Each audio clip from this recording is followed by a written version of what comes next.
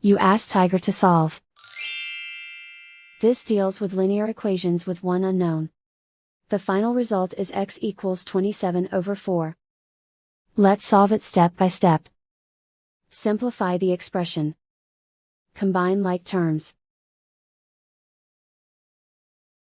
Isolate the x. Multiply both sides by inverse fraction 3/2.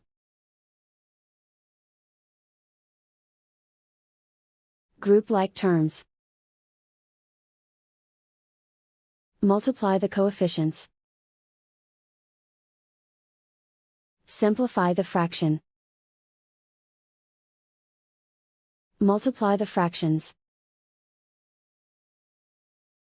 Simplify the arithmetic.